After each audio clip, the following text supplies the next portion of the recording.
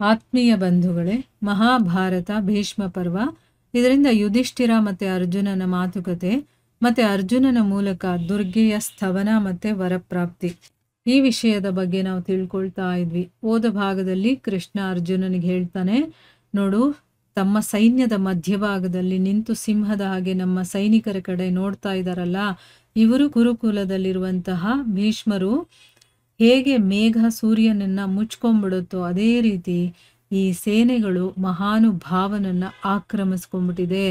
First ನಾವು ಸೇನೆಯನ್ನ ಕೊಲ್ಲಬೇಕು, ಆಮೇಲೆನೆ ಭೀಷ್ಮರ ಜೊತೆ ಯುದ್ಧ ಮಾಡೋದಕ್ಕಾಗೋದು ಅಂತ ಹೇಳ್ತಾನೆ.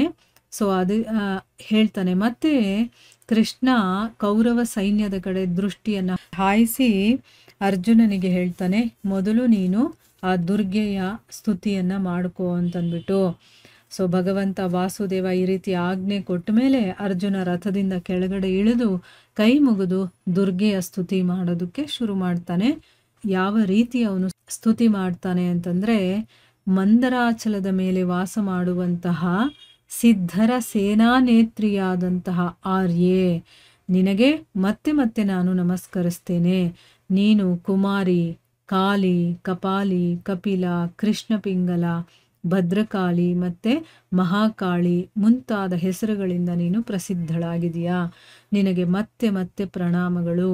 ದುಷ್ಟರ ಮೇಲೆ ಪ್ರಚಂಡವಾಗಿ ಕೋಪಿಸಿಕೊಳ್ಳುವ ಕಾರಣ ನೀನು ಚಂಡಿ ಅಂತ ಕರೆಸ್ಕೊಳ್ತೀಯ. ದುಷ್ಟರು ಅಂತಂದ್ರೆ ಅವಳಿಗೆ ಇಷ್ಟ ಆಗೋದಿಲ್ಲ, ಅದಕ್ಕೆ ಅವಳನ್ನ ಚಂಡಿ ಅಂತ ಕರೆಯೋದು.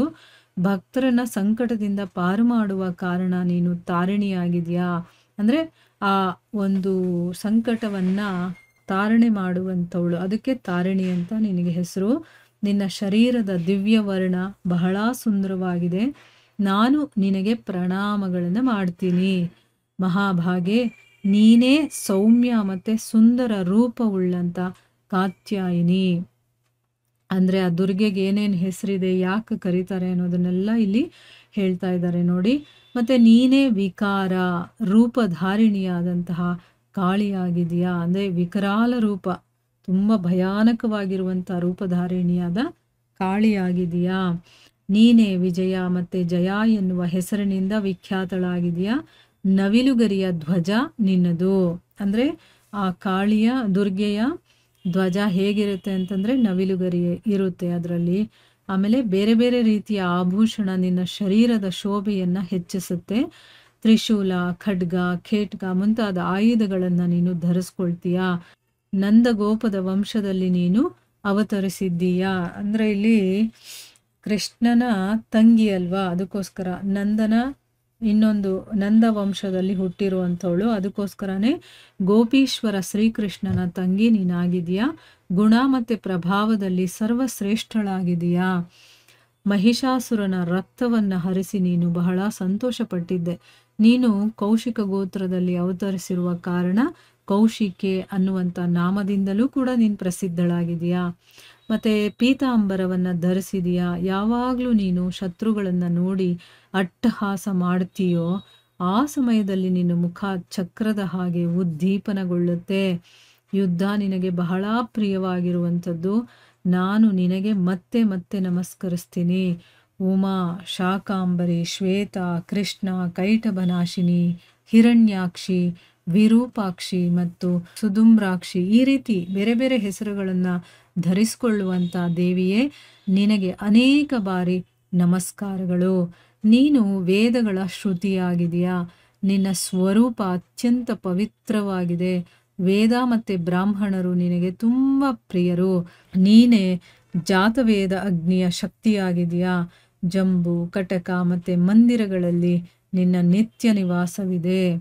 ನೀನು ಸಮಸ್ತ ವಿದ್ಯೆಗಳಲ್ಲಿ ಬ್ರಹ್ಮವಿದ್ಯೆ ಮತ್ತು ದೇಹದಾರಿಗಳ ಮಹಾನಿದ್ರೆಯಾಗಿದೆಯಾ.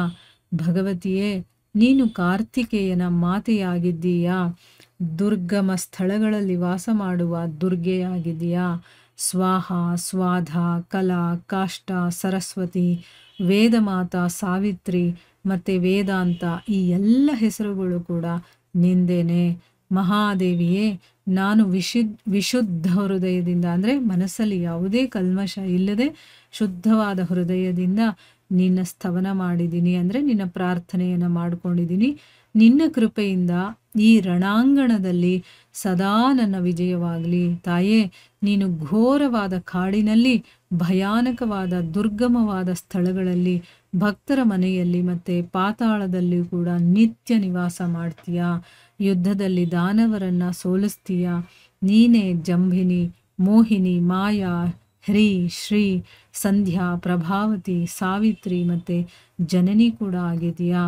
ತುಷ್ಟಿ, ಪುಷ್ಟಿ, ಧೃತಿ ಮತ್ತು ಸೂರ್ಯ ಮತ್ತು ಚಂದ್ರನನ್ನು ಏರಿಸುವಂಥ, ಅಂದರೆ ಅದನ್ನೆಲ್ಲ ಬೆಳಗಿಸುವಂತಹ ದೀಪ್ತಿಯೂ ಕೂಡ ನೀನೇ. ಐಶ್ವರ್ಯವಂತರ ವಿಭೂತಿಯೂ ಕೂಡ ನೀನೇ ಆಗಿದೆಯಾ. ಯುದ್ಧ ಭೂಮಿಯಲ್ಲಿ ಸಿದ್ಧ ಮತ್ತು ಚಾರಣರು ನಿನ್ನ ದರ್ಶನವನ್ನು ಮಾಡ್ತಾರೆ ಅಂತಂದ್ಬಿಟ್ಟು ಅವನು ಪ್ರಾರ್ಥನೆಯನ್ನು ಮಾಡಿಕೊಳ್ತಾ ಇದ್ದಾನೆ. ಅಂದರೆ ದೇವರ ಪ್ರಾರ್ಥನೆ ಮಾಡೋದು ಅಂತಂದ್ರೆ ಏನು? ಅವರ ಗುಣಗಾನ ಮಾಡೋದು, ಅವರನ್ನು ಹೊಗಳೋದು, ಈ ರೀತಿ ಮಾಡೋದನ್ನೇ ಪ್ರಾರ್ಥನೆ ಅಂತ ಹೇಳೋದು.